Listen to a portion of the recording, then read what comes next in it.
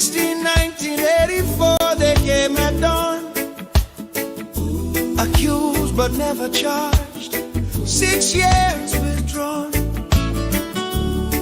But in that darkness, a deliverer was born. His name, Chiroma. Railway engineer with nothing but honest dreams, working for the nation, or so it seems. Coup attempt happened, North was blamed. Chiroma got arrested, 6 years unchained. Condemned with a Yoko, amnesty cried out loud. But Bia left him rotting, wouldn't be moved by the crowd. No trial, no justice, just darkness and despair. But he taught himself English, God was meeting him there. In the prison cell, he learned compassion's power. That's where Chiroma grew. In the longest night, preparing for this hour. That's what suffering do. When you've been where the people are, felt their pain, you can break their chains. Now he's running for their freedom, nothing to gain. Chiroma, Chiroma, the deliverer. Like Joseph from the prison cell, Bacardi is a Bacardi. He knows the story he can tell. He's been through the fire, 6 years couldn't break his will. Chiroma, Chiroma, the deliverer. He's gonna save us still. For Chiroma, yes we will. Trust Chiroma, he's so real. It's that Chiroma understands our freedom's in his hand.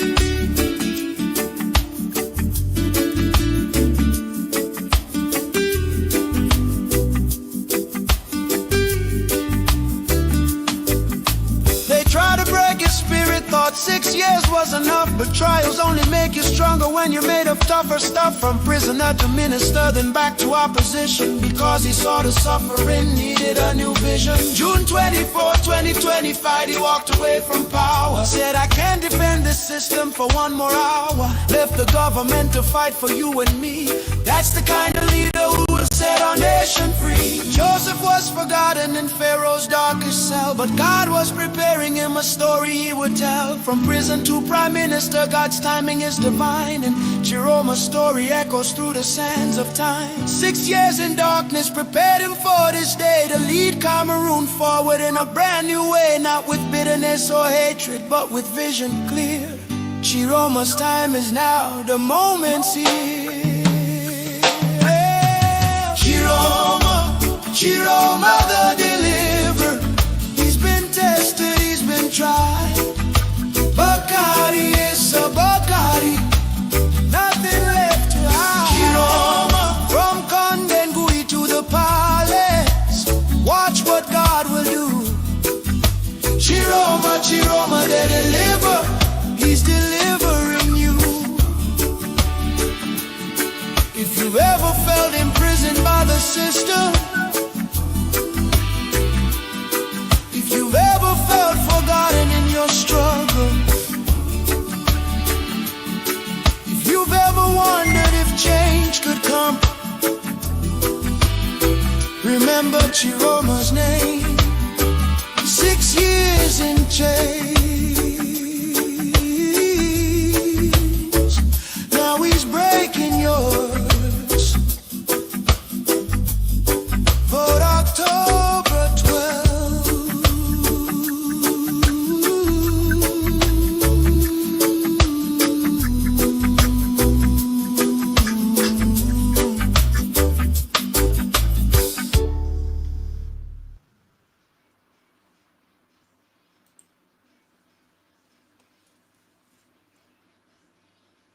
Sworn an oath to restore Biafra, or we die in the process. There will be no retreat and no surrender.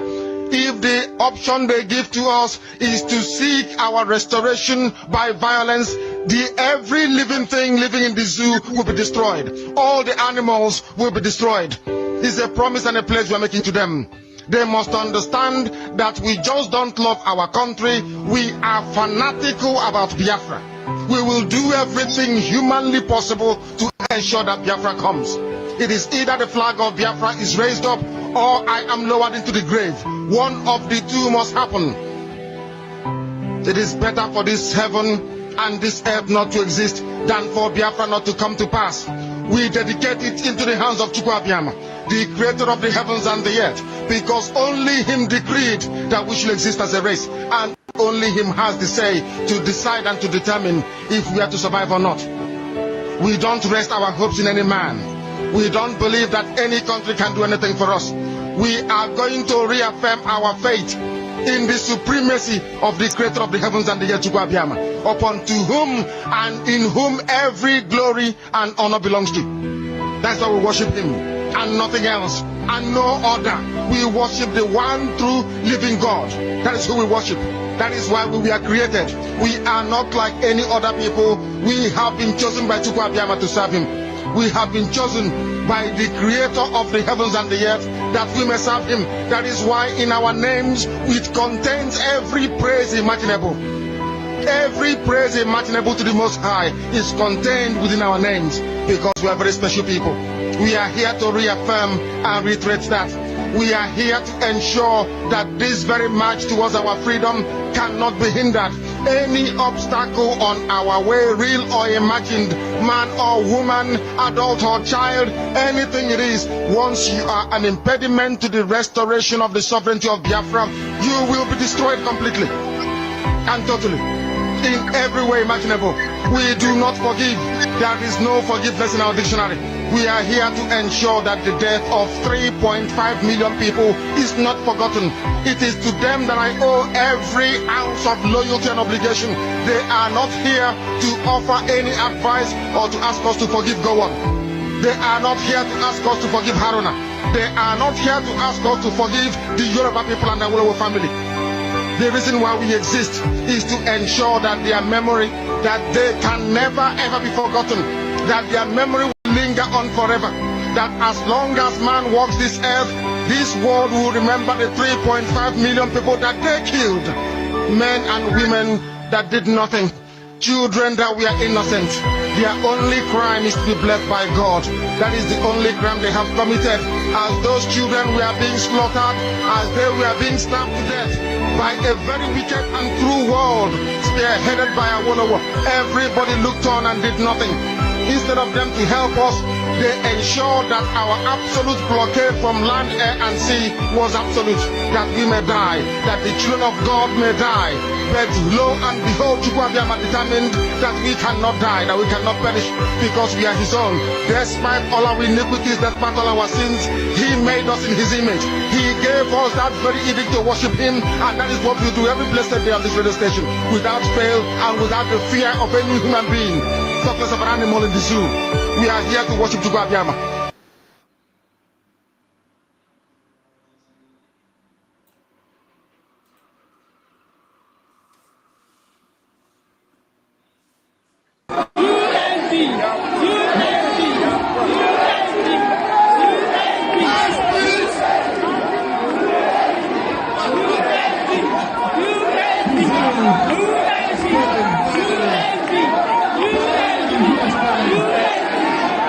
He's gone!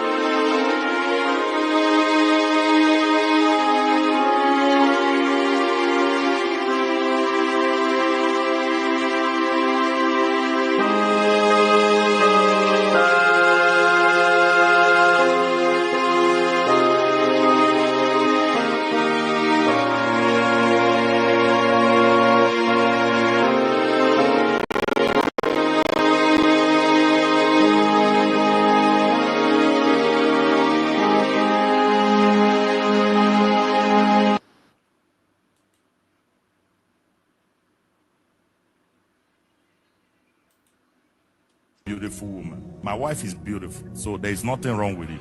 Okay? The highest thing you need is peace. Many men have died because they don't have peace at home. Many men have lost their business. Some have even killed themselves because they don't have peace. Not every woman can give peace. Some women are warriors. You don't want to marry a warrior. There is a soft part to a woman. Every woman must learn to be tender. When your husband is raising his voice, that's not the time for you to keep quiet. The Bible calls it a gentle and a meek spirit, which is priceless before God. That you must learn to be quiet, learn to talk to your husband at the right time. When his temperature is high and he's about to hit you, there is a soft answer that comes out from your mouth. It dismantles that anger. But that's not the woman of today. You say cha, they say cha cha. You say cha cha, they say cha cha cha cha cha. You say cha cha cha cha, they say cha. What kind of? There is a problem in our country.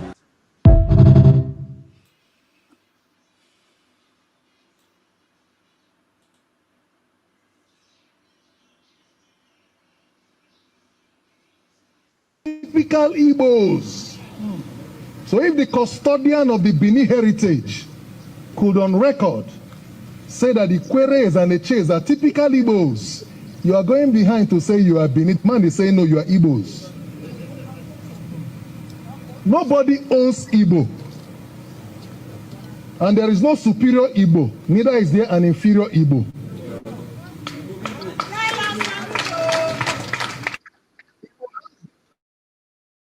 Dialects. Ikwere is one of them. As a matter of fact, Ikwere is about the biggest. If you draw the census, Ikwere is the biggest language group in the entire Igbo land. One of our progenitors, late Senator Dr. Obiwale, whose son is here today, became minority leader of the Nigerian Senate. That was an Igbo slot, and it was given to him by his Igbo brothers. We are not begging, it's not a privilege for us to be Igbo. We are not trying to be Igbo.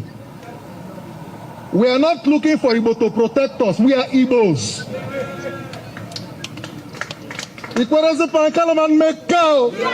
You can choose to say whatever you want to say. You can hold any opinion about Livingstone, but I dare you. I dare you. Whoever it is, I dare you. So you cannot, because of a post-war script and narrative, come here to undermine our identity. It is a colonial script to divide us, so we become diminished in the face of our neighbors. Our neighbors know our capacity. They know our courage.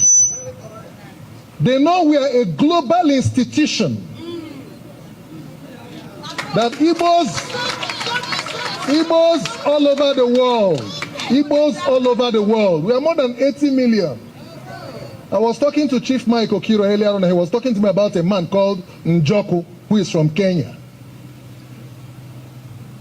And he mentioned to me a particular Theophilus Okiro, who was one time minister in the government of Kenya. Am I correct, sir? People have said, he's an Imo State man, and I asked, when he joined the police, did he join because he wanted to be IG and took reverse slots? At the time he was IG, we prided in this state that our son is the Inspector General of Police.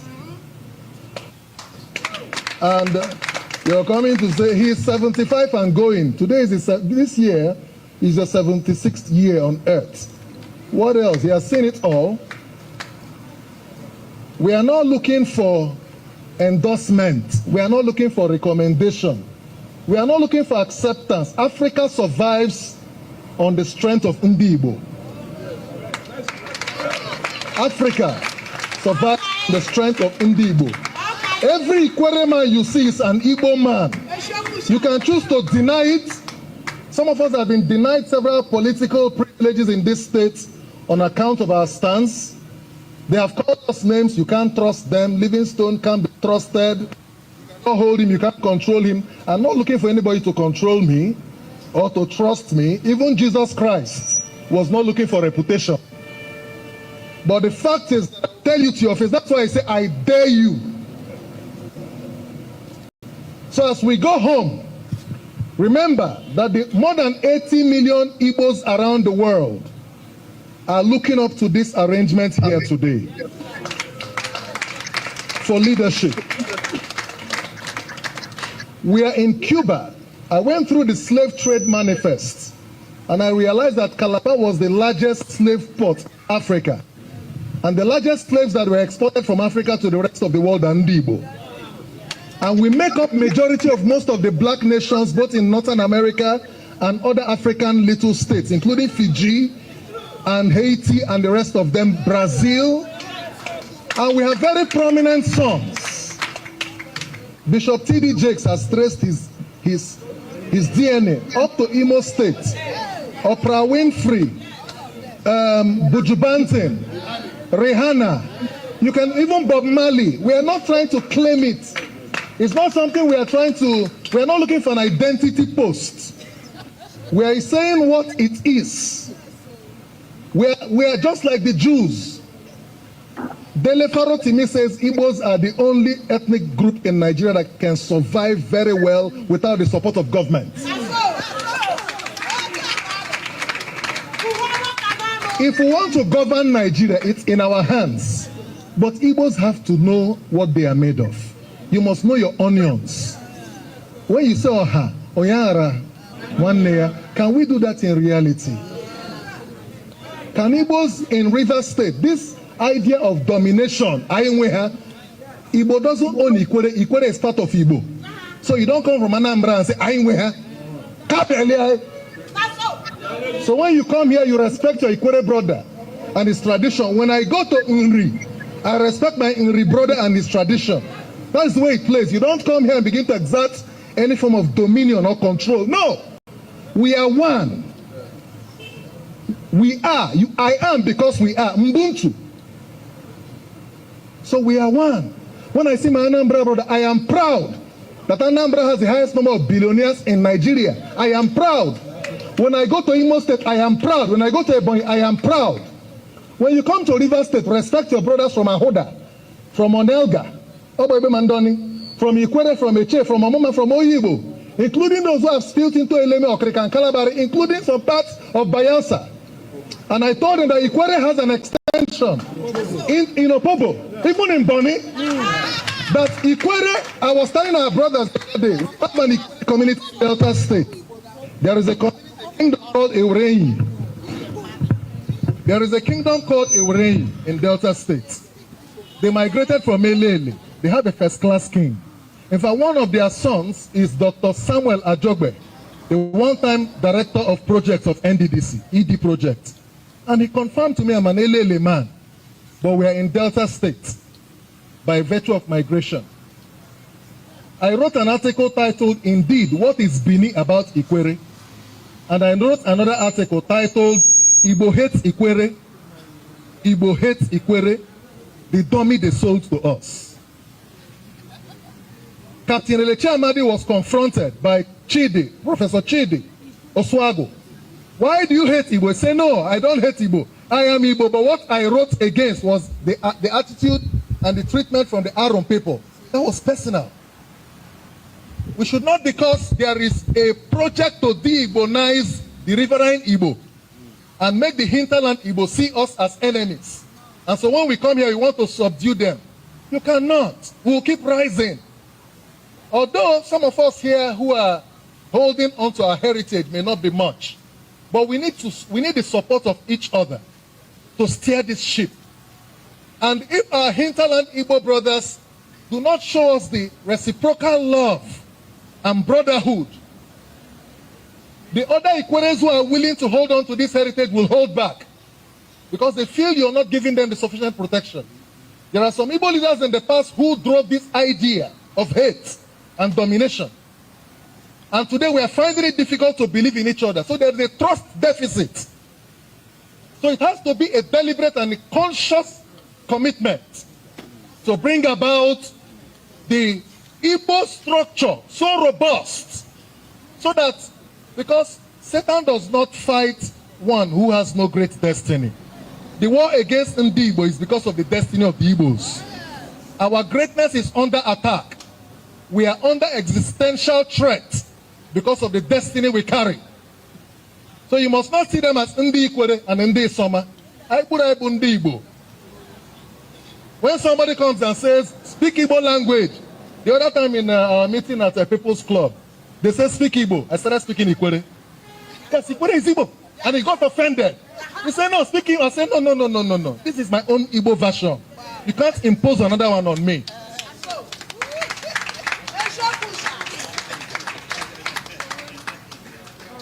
The time for peace and unity is now. So I want you to know that we are here not because we are looking for people to cling on to. We're here because God says we should be here. We did not choose to be here. God brought us here. We have our brothers all over the world.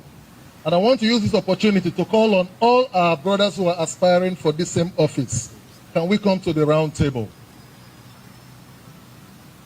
Our brother Tim Uche, Chief Fine Face Amechi, Jackson Omenazo, and the other yet unknown persons. Let's all come on board. Every move to divide us is part of the strategy to destroy us. Let's not give room for it. It's not about Mike Okiro. It's not about me. You can choose to be anything under the 1999 Constitution, so-called. You can, by virtue of the right to freedom of association, choose to create any group. But you know, the more we create too many Igbo groups, the more we are not unified to fight our battles properly. There are too many. Everybody in Igbo land is a king. Everybody is king. It's killing us. It's killing us. Everybody is this.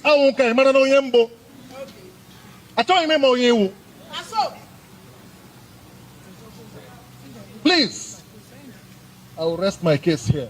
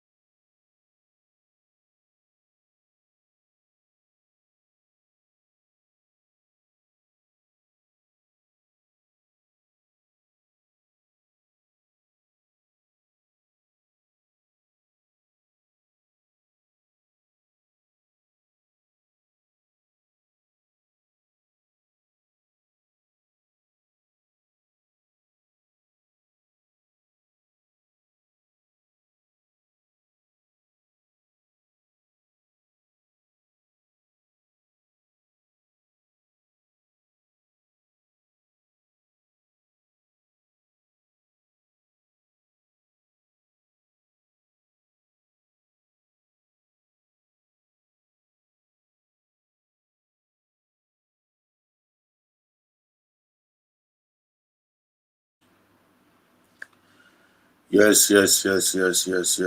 Greetings, lovers of freedom all over the world. Genuine Biafrans all over the world. Umife. I salute each and every one of you. You're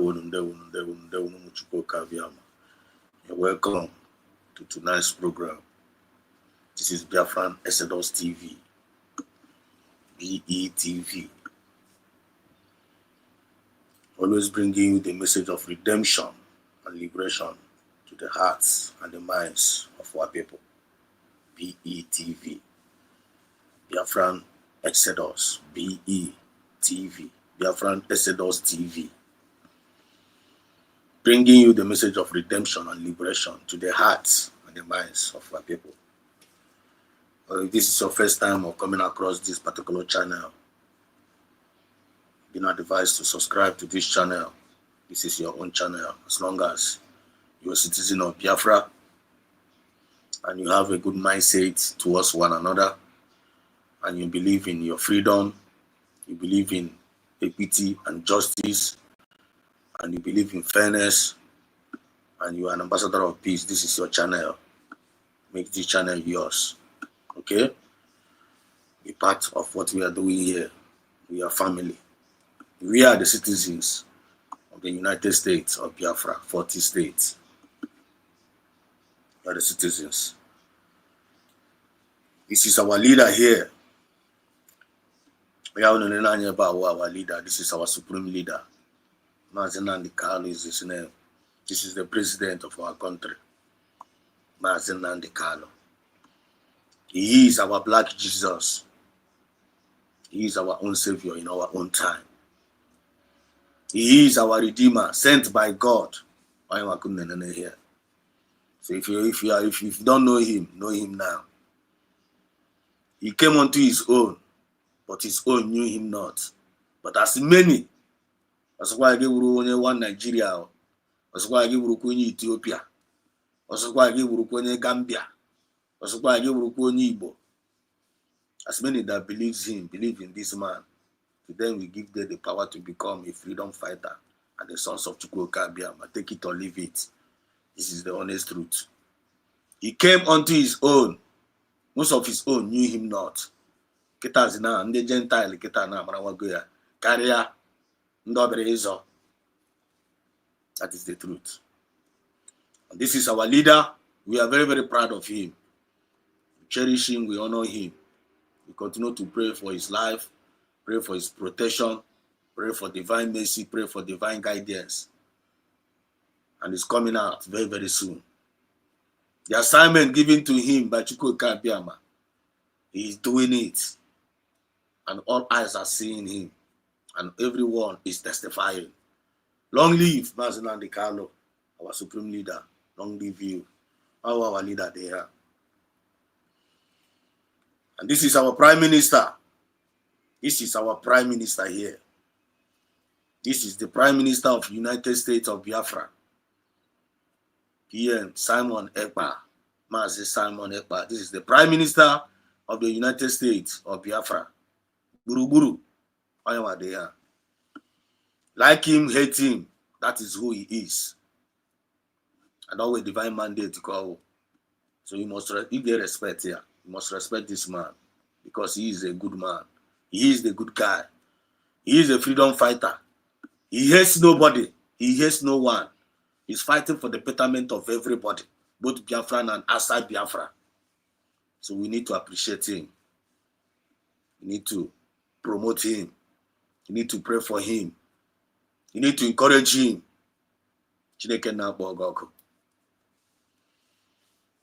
If you are outside promoting this kind of men that God has brought along our side for your redemption, know that you are evil. Know that you are evil.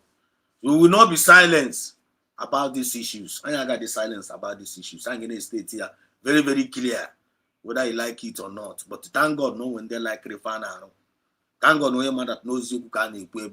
Thank God that the people of good conscience acknowledge the good job they are doing. They acknowledge it and they are respecting it and they are speaking on their behalf and they are making progress with their inspirations because we are the children of light. From the rising sun, that is who we are. We are not ashamed to say who we are. We are the ambassadors of peace, fairness, equity, and justice and progress.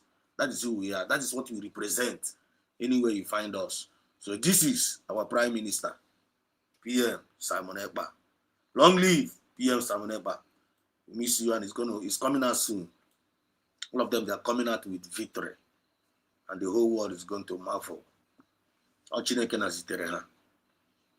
Continue to pray for him, continue to encourage him, continue to support him. Don't go and talk bad about this man. Don't go and plan evil against this man. If you do it, Biafran spirit will deal mercilessly with you wherever you are being situated. All over the world. Here was he from the Biafran spirit speaking. They were my brother. Thank you so much. First person that joined today, Chuka Francis. They were. Welcome, Wachineke. I greet you. You're welcome. Good morning from here. Greeting. I want us to pay attention. He is our prime minister, well established. Well established. So all those people that are jealousing him, all those people that are blackmailing him, all those people that are mocking him, you are a very, very big joke. Are a joke, okay? You need to repent now. Before now, Roga come mad. Who is so much in a kindness here? Or Codrigan Nama, Codronobla Nama, Kaina Meba. I want equity and justice. I will be an honor. I cannot fear na Prama Wage. I want fairness. I will be an honor. I cannot fear na Prama Wage. That is the only thing that will justify you as a good citizen of Biafra. We must hold our responsibility. And we must represent that. A very, very good thing if we do. So most of us then represent all these things here. When you want to that is Biafra. You are a blessed generation. Okay? And what you are doing is a very, very marvelous and a good job for your future generation. Never you have any regrets. He is our prime minister. Now, this is our deputy prime minister. Agumai.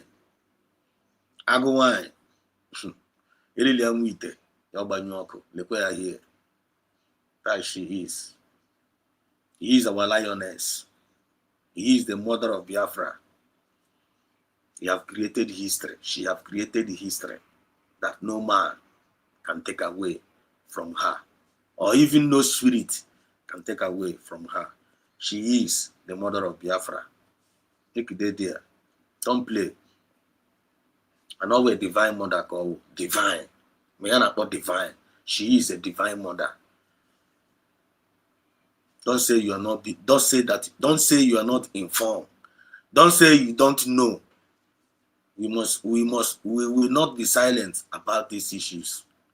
I am going to be silent about these issues. I am going to state here very, very clear to the hearing of everybody. So they don't only use a superior argument, and we feel like you don't understand what you're talking about, or you don't know what we are talking about. When you can bring your superior argument, you come and join the program. Let us know what is in your mind. Why here we have problem? So that I'm not talking to you. Then go and go to you. Go and feel that nine a koiri. If you don't know what you say, give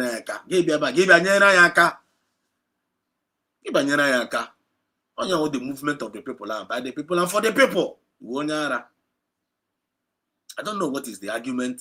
I don't know what is the problem of some people. And I don't know why some people say she are now they destroy her. For hearing when she not. It doesn't make sense to me. It doesn't make sense. Okay, for everyone, go for every that when you put down another you put a man. If you want to hold quite rally. If you want to hold a very huge rally, they preached in their bear. He was now preaching to their people. Now remind Grana how won't be